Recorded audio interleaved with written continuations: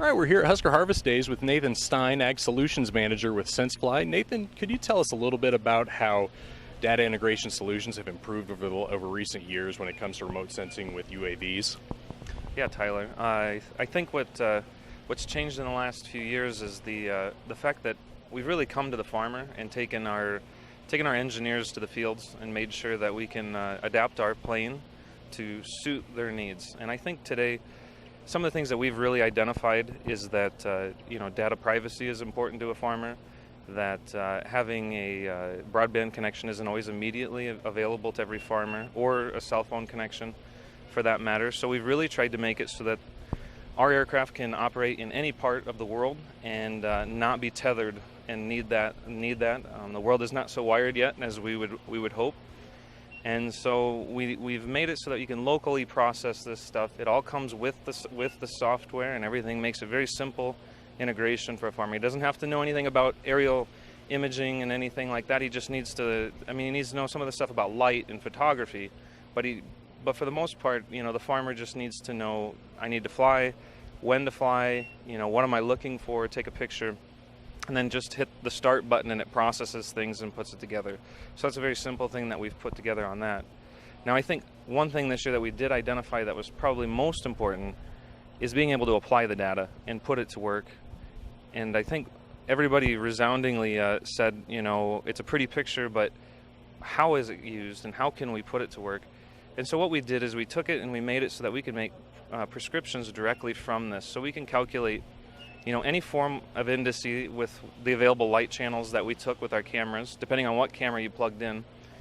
And you can make an index of whatever shape, size, and parameter that you want. And then from that, you can actually just make a shape file and generate, these zones that are based on, fertility rates that you want. So maybe you want to put a lot on areas that are doing well, or less, or put no fertilizer on areas that are doing really bad. And then being able to take that and just hit export, put it on a thumb drive, and put it in your leading, monitors and rate applicators, whether that be a John Deere, an Ag Leader, or a Trimble. Any of those devices can take those files, and then just go to work. Put it to the field and do something with it. And so I think this year, I'm really proud of our team. I'm really proud of our programmers. We put that to work.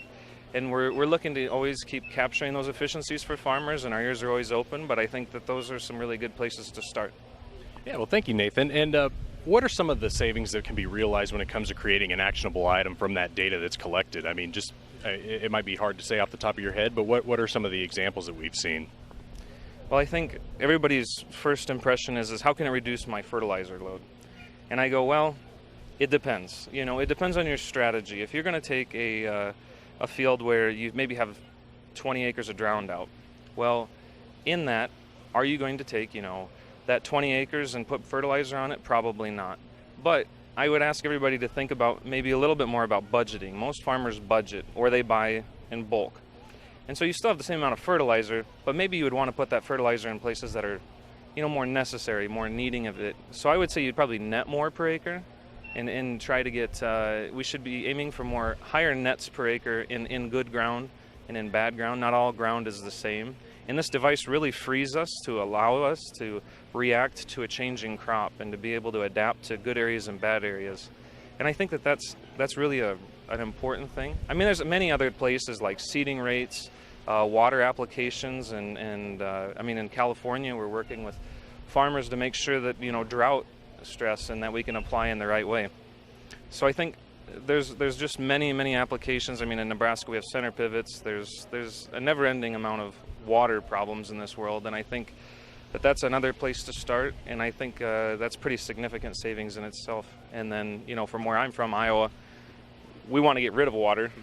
And so drainage tile, topography maps, these maps aren't just 2D, they're 3D. So I think there's just so many different ways to use this, and scouting and getting out and looking and identifying problems. I don't think that there's really an end to what we can do. So I just ask guys to think with a little creativity, and like I say, we are always listening and trying to adapt to new things. But I think we got a good start.